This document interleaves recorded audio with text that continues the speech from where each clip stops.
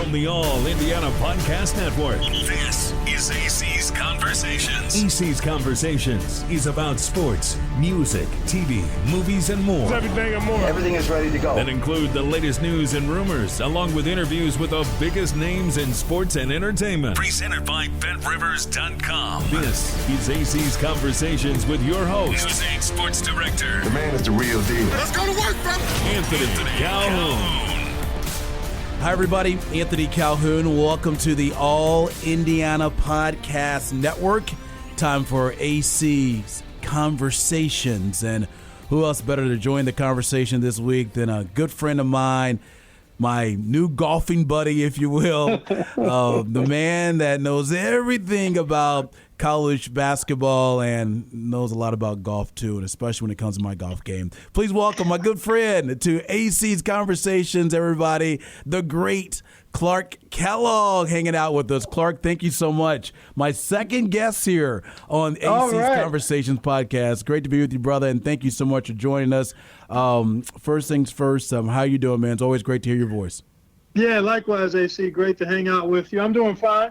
I'm navigating this crazy environment that we're all in with the coronavirus pandemic and some of the significant social unrest across the country and world on multiple levels. And then you think about an election upcoming, a lot going on, a lot of it frustrating, angering, but there's also an awful lot of good that we can hang our hats on and focus our hearts and attention on. But we are doing fine here in Central Ohio. My wife and I and our family, we're plugging along quite well, and thankful to be doing so.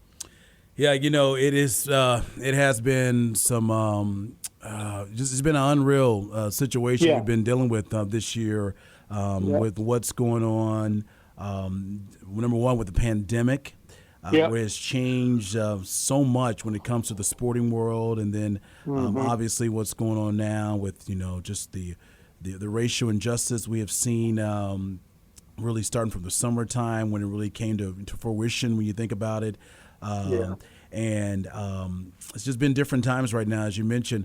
But I got a lot to get to with you here on the podcast, and I kind of want to dive in. I mean, we know that you are a college basketball analyst. We know you live it, you breathe it, if you will, especially this time of the year.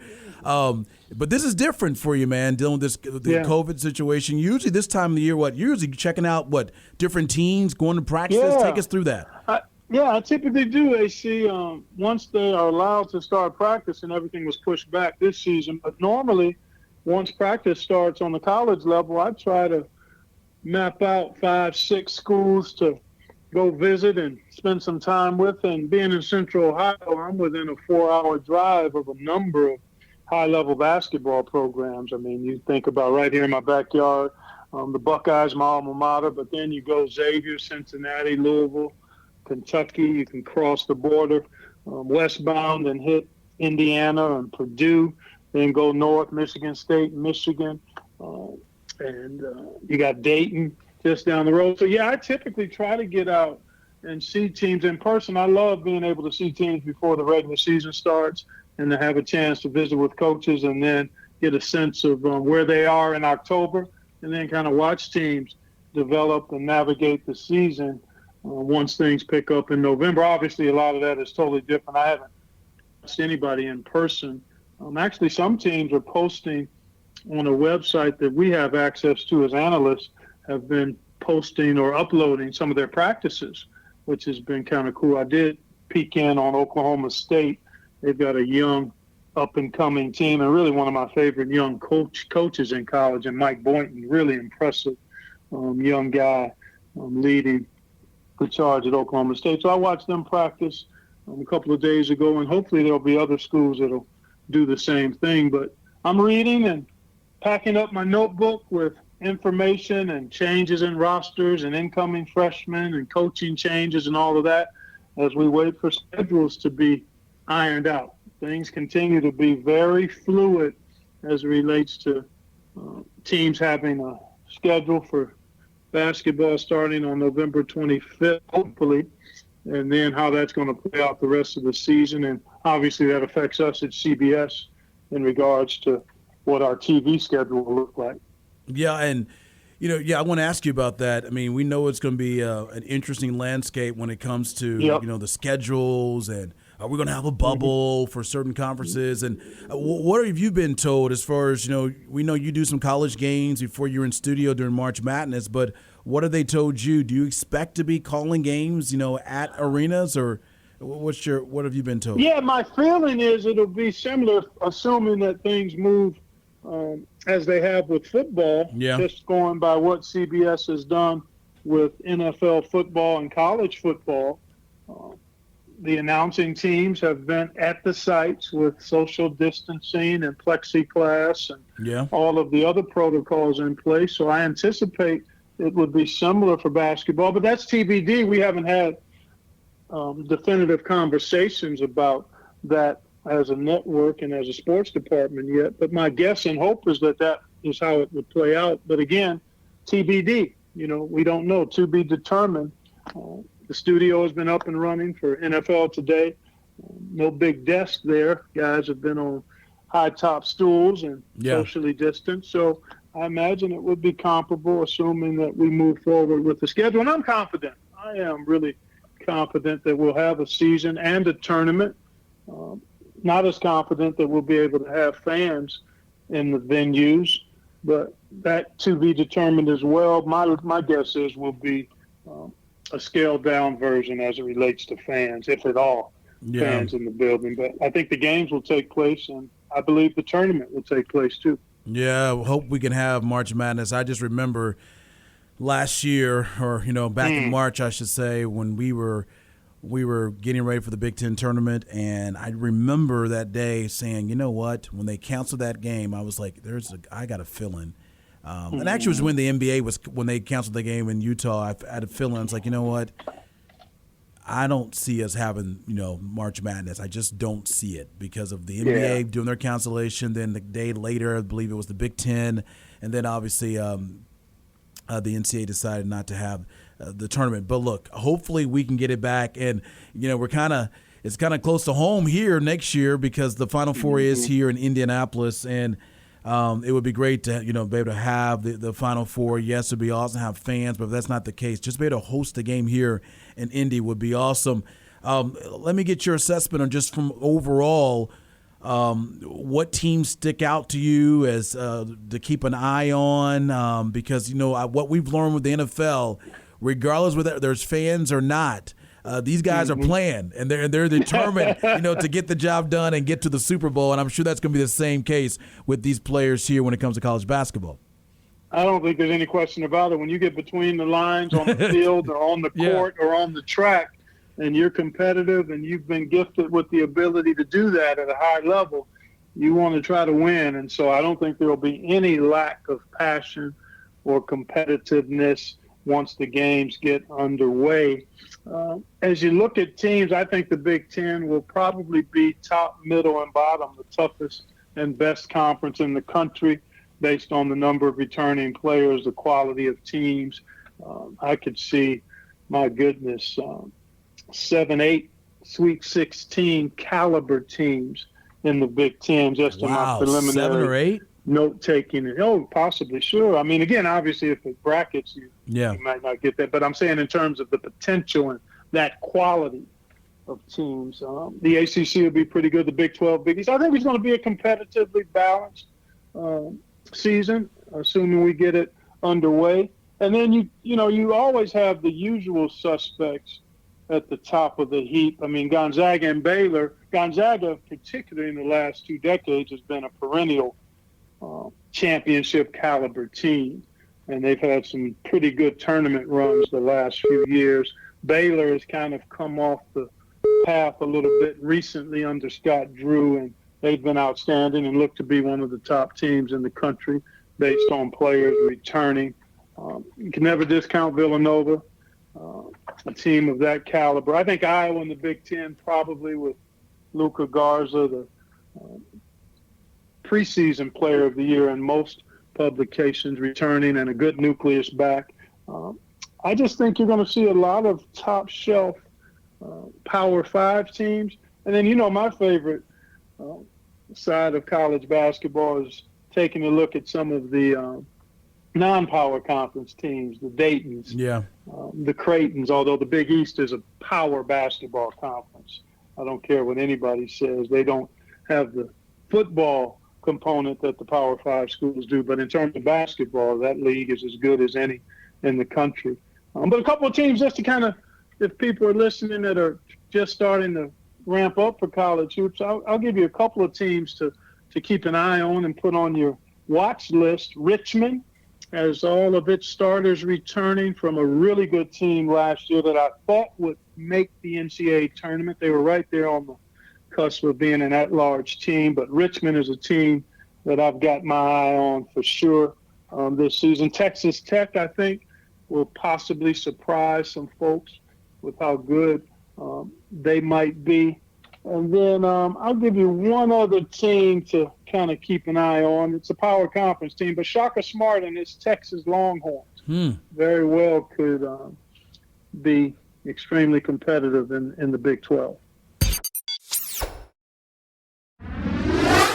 Clark, I want to ask you this because I know you probably get asked this a lot, but what is it like on March Madness on that first day when we got the NCAA tournament? What is it like for you? Take us through it when you get there in the morning, you're there all night. What is it like? Oh, man, it's such an adrenaline rush, man. And to miss that this year really amplifies how much I've come to enjoy that and appreciate it. Not having it back in March was really kind of like falling off a cliff, if you will. You gear up all season long and look forward to the culmination of Selection Sunday and seeing where teams are bracketed and seeing the excitement of the players and the coaches and the fans and the cities that are hosting the games, and not having any of that was terribly disappointing, but we made the right decision. It was the only decision, quite honestly, in the midst of a pandemic.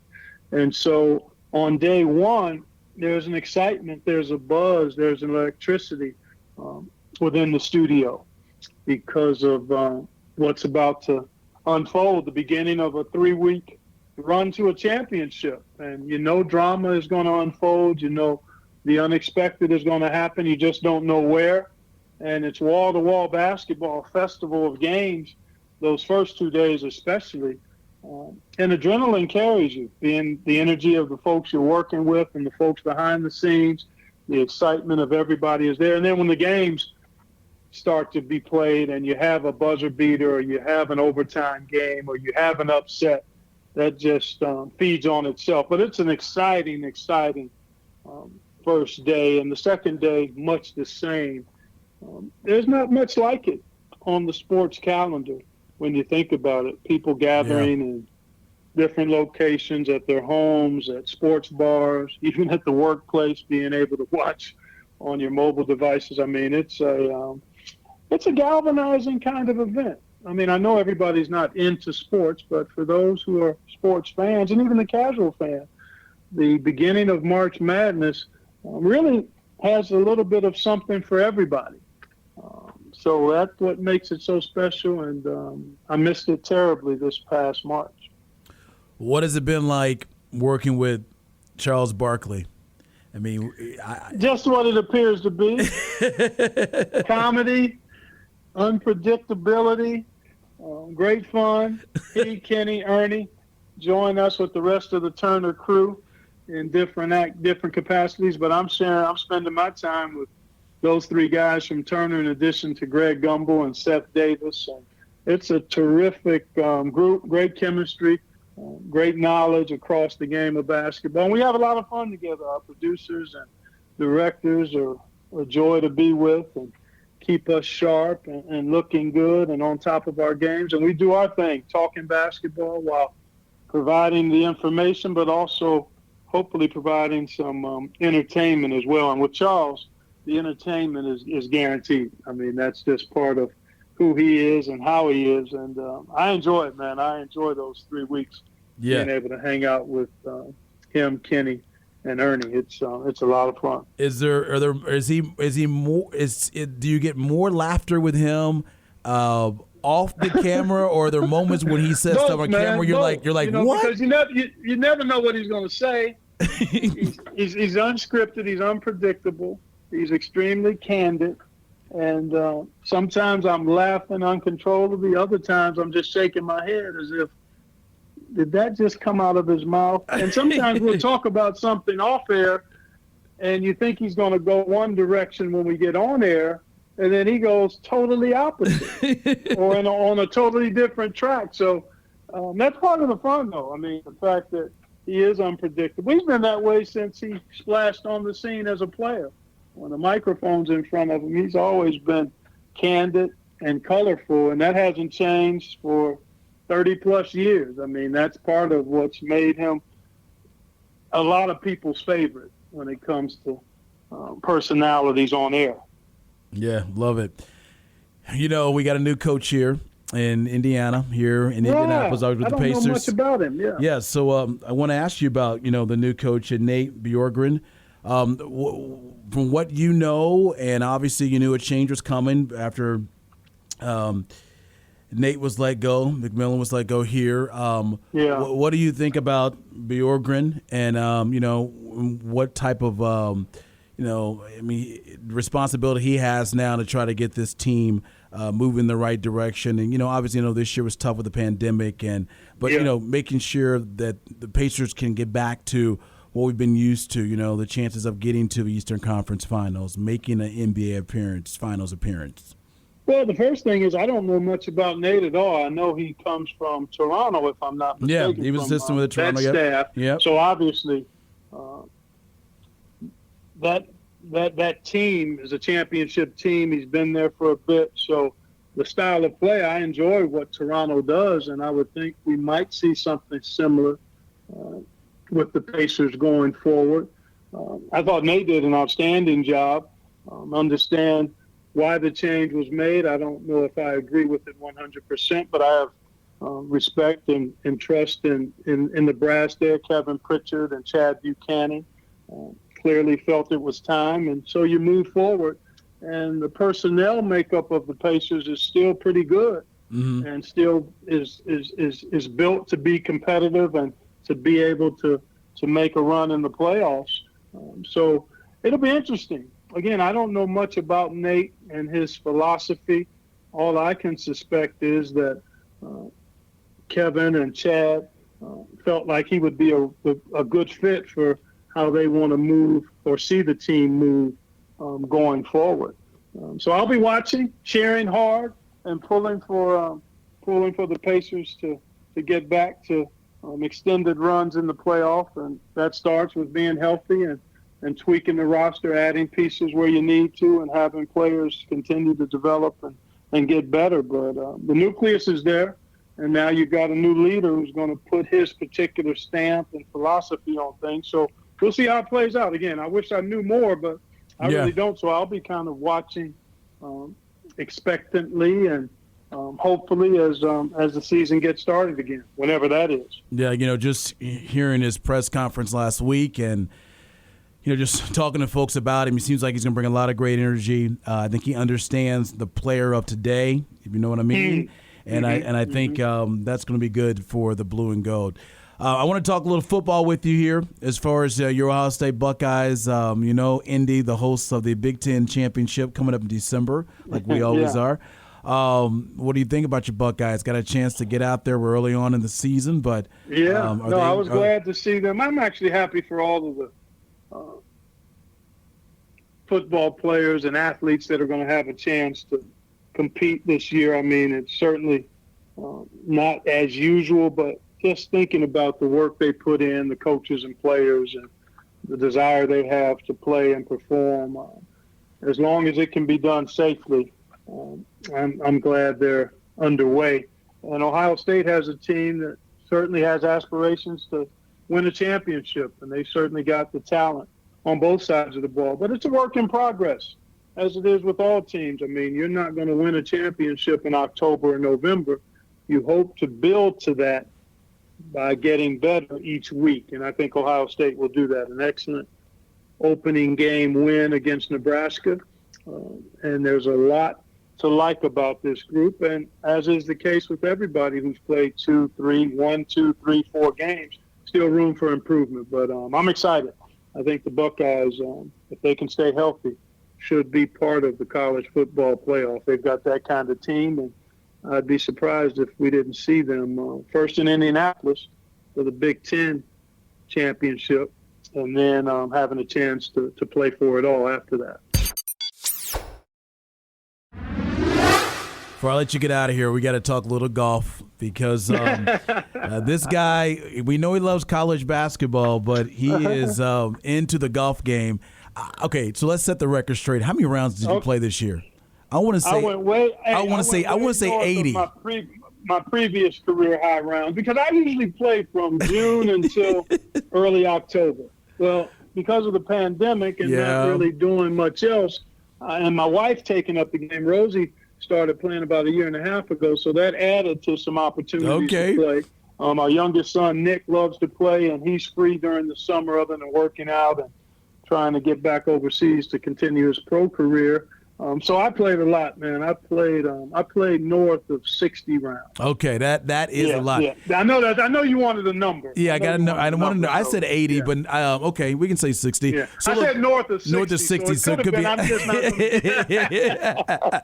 You're not going to give me a number. Lot. All right. I played a lot, man. And Rosie would tell you my index went down a few strokes, which was part of the plan. I was happy about that. But Rosie would tell you that it should have gone down even more as much as I was playing. Oh, my goodness.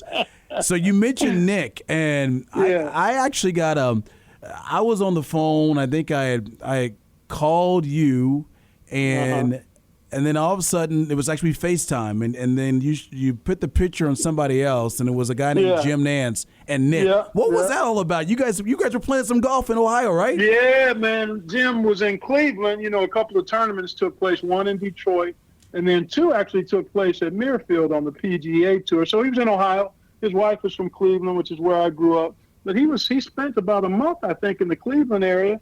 He reached out and said, "Hey, I'd love to connect with you on the golf course. Why don't you see if one of these days in August works for you to join me and perhaps my brother-in-law, and you can bring somebody." But Jim's brother-in-law wasn't able to join us, so I brought Nick. I took Nick and one of my best friends, Lloyd Bruton, and we had a nice day with Jim at Firestone. We played the North Course on a beautiful day in August, and just a wonderful time. That's the great thing about golf, as you well know, AC. It's not only the competition with yourself and the course, it's also the camaraderie and the fellowship and the fun you have with other people. Yeah. And that, to me, is what's so appealing about the game. It's a fight.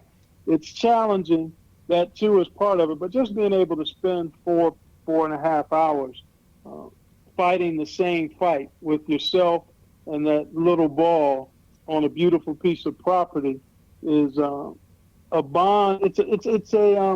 It's a shared bond that most golfers enjoy. And so we had a special day with Jim and Nick, our youngest son, and then my dear friend Lloyd. So one of the highlights of the summer for all of us. I would have thought my golf outing would have been somewhere up there, but I guess I said one of the highlights. One of them. That's right. Yeah, I said one. That's one. That's right. AC. Yeah. Okay, that's one good. of the highlights. And yours was also one of the highlights. Not only the golf, but getting a chance to hang out with you and then spend some time on one of our typical golf trips, northern Michigan, this past summer. Yes, sir. And so, no, all good, man. That's all good. Okay, all so good. You're on the list. I appreciate one of the highlights of the summer, too. Made the CK list. So, how many hole-in-ones have you had? I've had two, actually. It's been a while. Wow. One was in 2013, and then I had another one in 2014. Yeah. So, how about you? How many have you had? I've had two as well. Okay. Yeah. Okay. All right. Did you see them go in, or did somebody tell you? I saw. Man, it was kind of hard. I don't know. I didn't really see him. I didn't really see him. Yeah, I didn't really see. I saw it. I mean, I felt like 90% chance it was in there.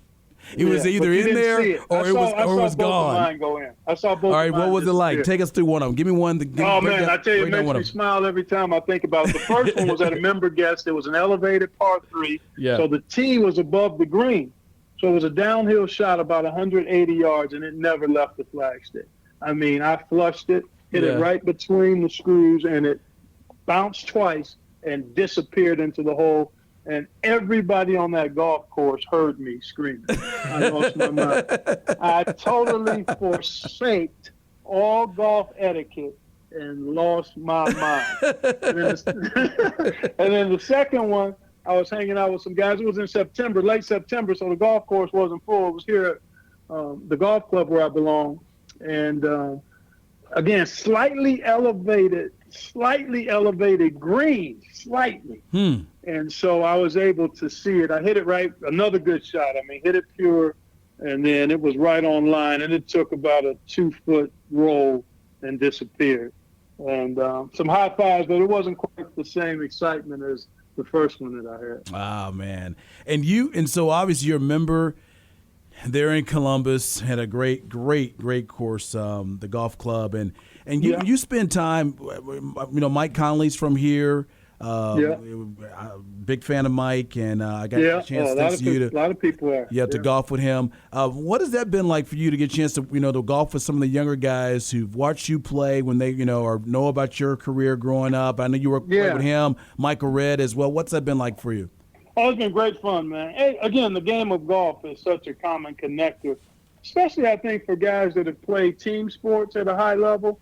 Golf is a bit more individual. Actually, it's totally individual unless you're playing a team competition, but it really is a fight with yourself, your own thoughts, and the golf course, and sometimes the elements, and sometimes you'll play an opponent. But golf is unique in that it's an individual endeavor that you get to enjoy with other people. And I like having friends on both sides of my age demographic. I enjoy interacting with older folks around golf or outside of golf that can provide me with wisdom and share their stories of life's journey that can hopefully benefit me. And then I love interacting with younger folks as young as Mike. Well, Mike Redd is just north of, I think he just turned 40, and then Conley is early 30s. So being able to try to keep up with them on the links and talk a little trash, but share life together too, as those guys are dads. They've got young children. I'm a dad with adult children and grandchildren. So it's just cool to be able to hang out around a game that we all are passionate about. But in the meantime, we can share life together and get to know each other and hopefully be mutually beneficial to each other in our relationships as we navigate life. So I enjoy it, man. Those guys are both left-handed golfers, and they're both good. They're both single-digit handicappers and love the game. And I'm just trying to keep up with them, man, as the senior citizen of the group. Well, I've seen your game, and I got to say, my friend, your game was great this summer. Thank you, man. I made some progress. I mean, anytime you can shoot in the 70s on different occasions, then I know you're playing a good game, and hopefully my golf game will get back there one day soon. But look, you got to put the work in, man. Yeah, you got to put the work in, which I know you will. I will. Well, look, Clark, thank you so much for joining us on AC's Conversations. Always great to spend time with you. Send my best to your wife, Rosie, and tell her I'll bring her some caramel cake. We'll have some caramel cake for you guys. Great being with you, man, and look forward to seeing you at some point during the basketball season. You got it. All right, that is the great Clark Kellogg, a part of the All Indiana Podcast Network here with AC's Conversations. Of course, Clark, the analyst for CBS College Basketball, and a great man indeed. We appreciate his time here. Of course, we'll have more conversations coming your way on the AC's Conversations, all a part of the All Indiana Podcast Network, brought to you by Bet Rivers. This episode of AC's Conversations has been presented by BetRivers.com. Discover more at WishTV.com and when you follow Wish TV on Facebook. Plus, be sure to follow and subscribe to the AC's Conversations podcast and others on the All Indiana Podcast Network. Connect now at AllIndianaPodcastNetwork.com.